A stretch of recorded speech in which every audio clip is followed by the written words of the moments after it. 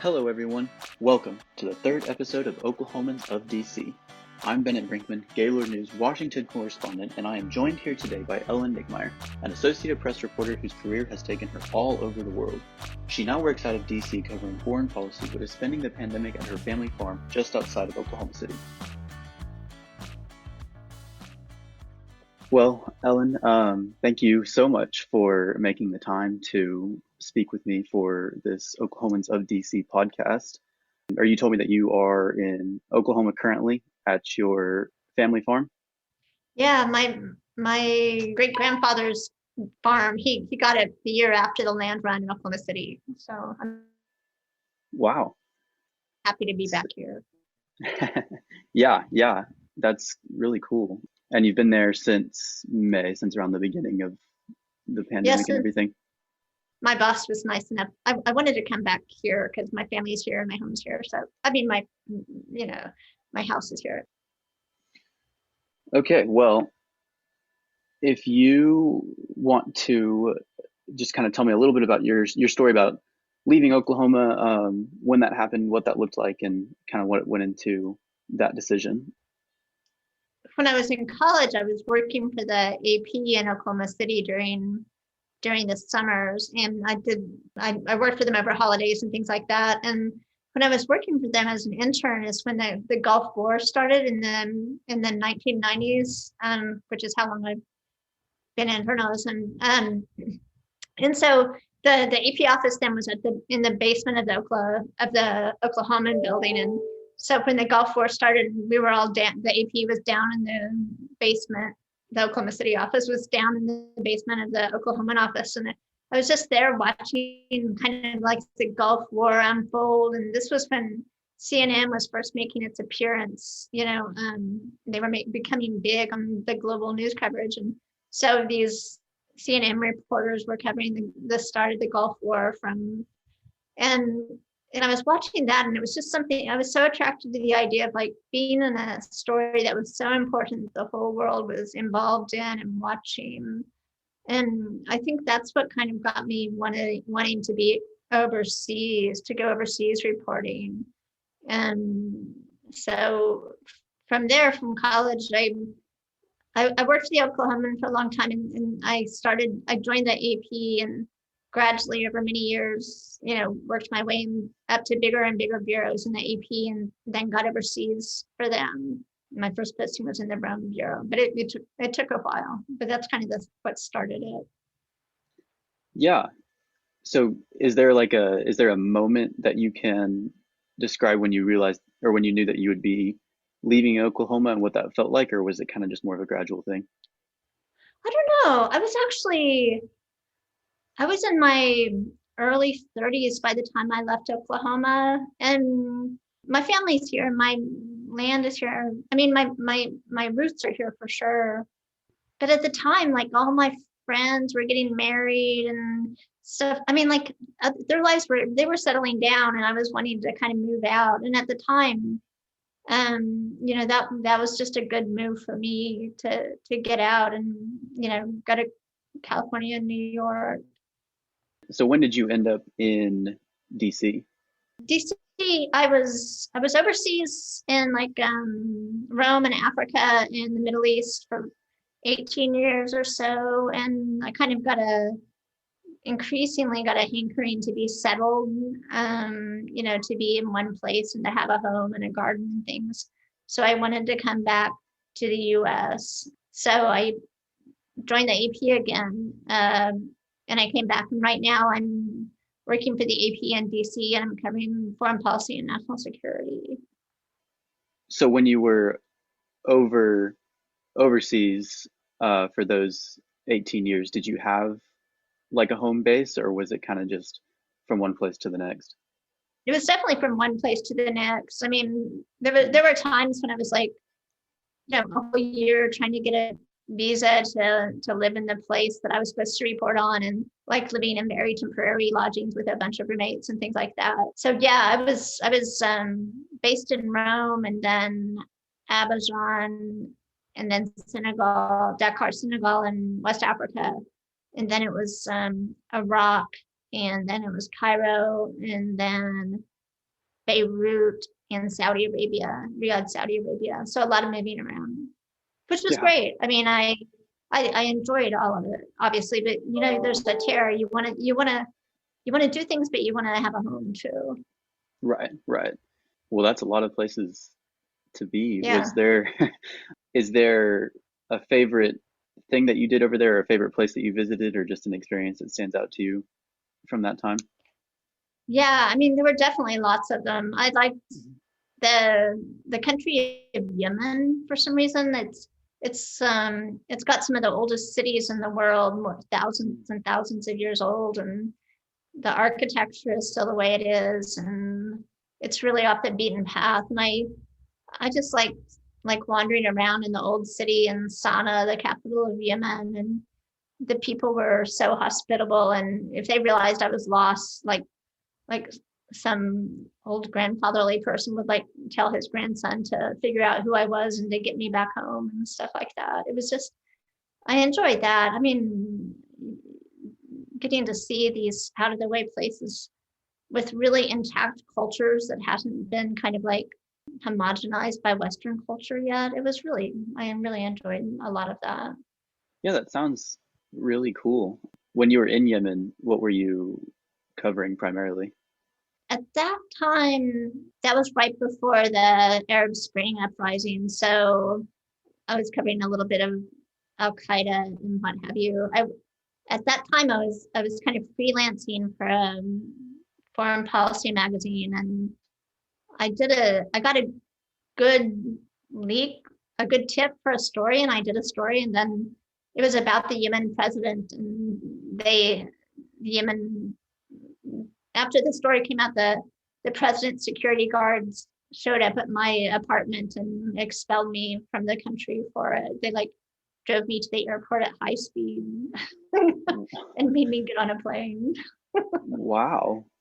Yeah, Um, yeah.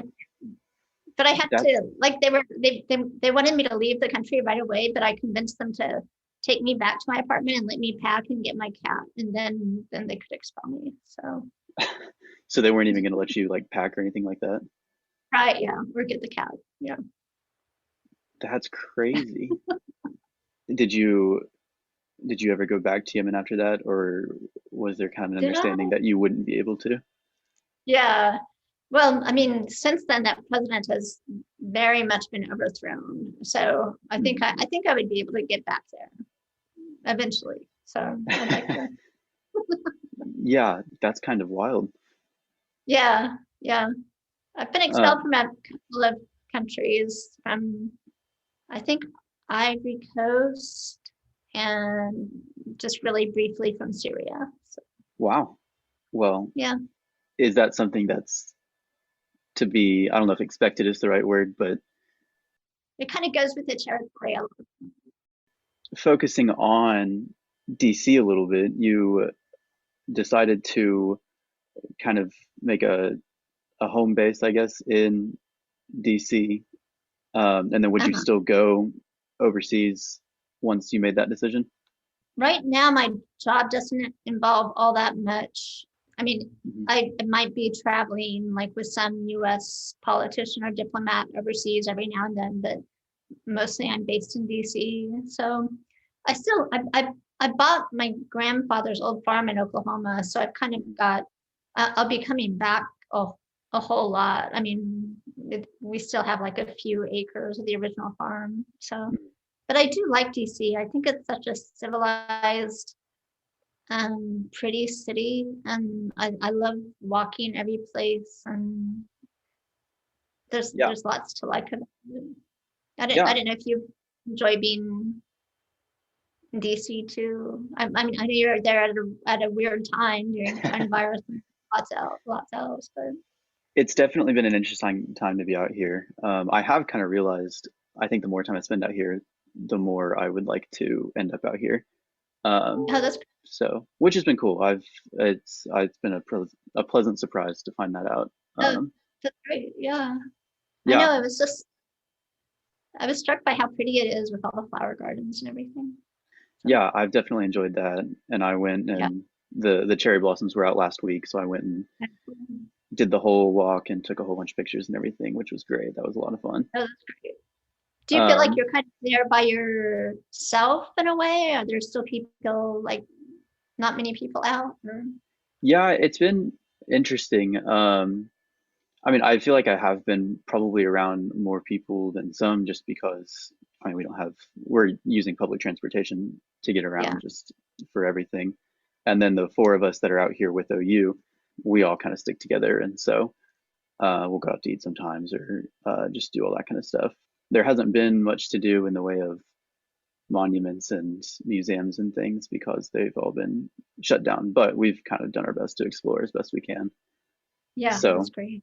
that actually brings me to my next question, just because people are getting vaccinated obviously now, and things are kind of starting to reopen here in DC. So I'm curious as to what your recommendations would be for us who don't have a whole lot of time left out here in DC, but do want to see some monuments and museums and things. Do you have any that are your favorite or things that you recommend, or just things in I, particular that you like to do in DC that you think would be right, cool for yeah. us to know about? One of my favorite things about DC is, I mean, the museums are so great that like the idea that you can like just like pop in and they're free. So like you could be like, having walking home from work or like out to dinner with friends. And then it's possible to just like pop into a museum and see incredible artwork or some historical stuff that makes you think. And I love that aspect of it. I mean, the idea that like some of the world's finest art Mm, is right there ready for you to go look it out. So yeah, that's that's kind of the experience. I mean, a general experience, not really any one place.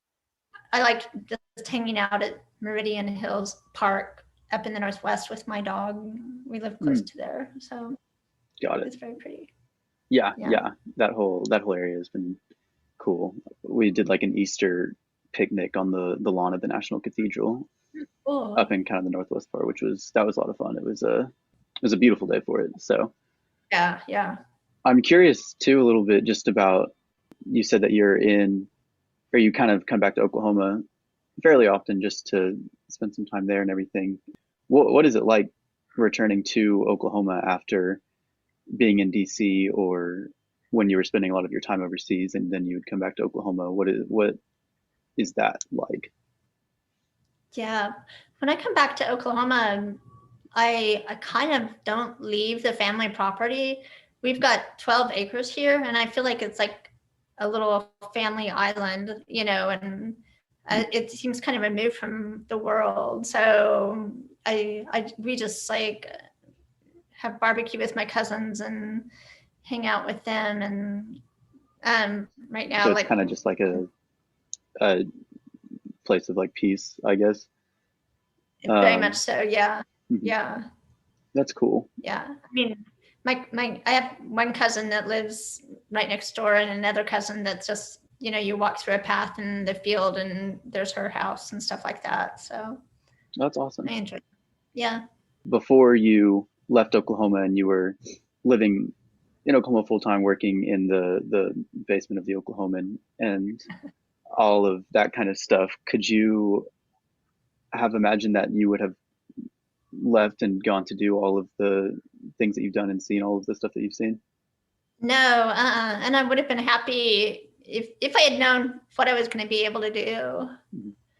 One thing that I found is like if you try something and push it, like lots of time it works. I mean, if you push for a job hard enough, lots of times Mhm. you'll get it. Yeah, yeah, And so, I mean, I wanted to go overseas, and eventually someone sent me overseas. So, yeah. which is, I mean, obviously, I was lucky too and Mhm. privileged, but That reminds me of so one of the things that we do out here for the like class side of things for this experience is we just have meetings with different like speakers, different journalists and things that have had cool careers. And one of the things that we've heard a lot is just that you have to push for something if you want it. So don't not to wait around and let somebody offer you a position or a job. You just have to keep asking for it and keep asking for it, and then eventually they'll say interesting. yes.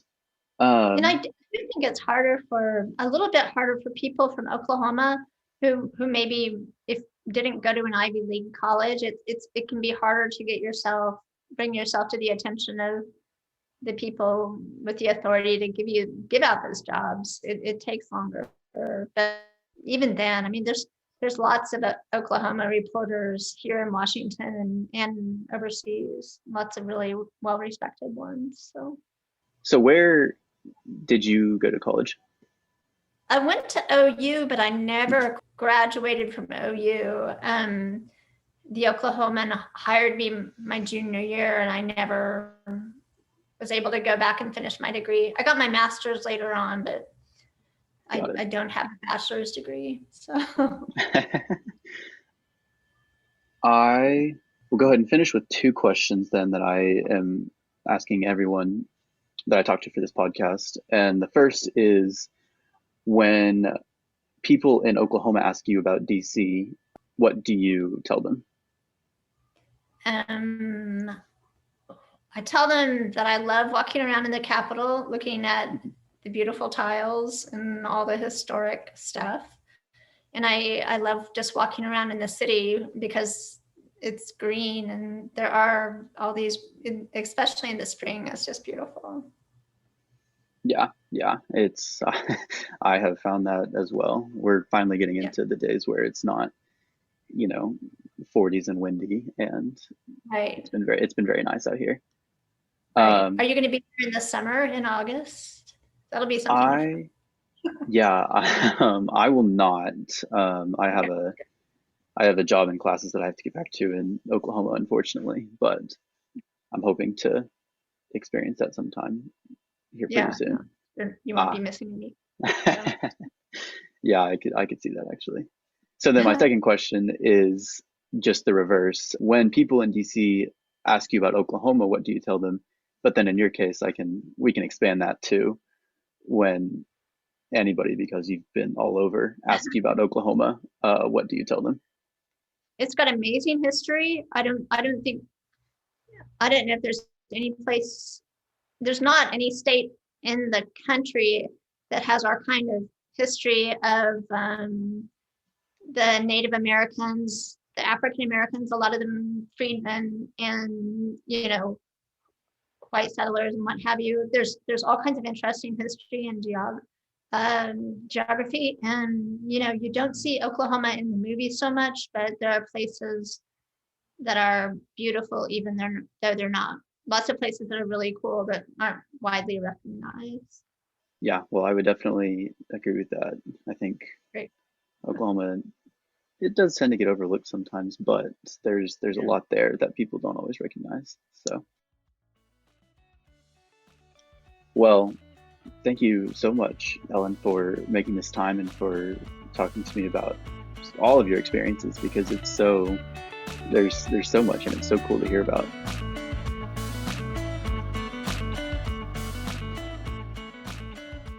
Thank you for listening to another episode of Oklahomans of DC. Be sure to look out next week for our next episode. Reporting from DC, I'm Bennett Brinkman.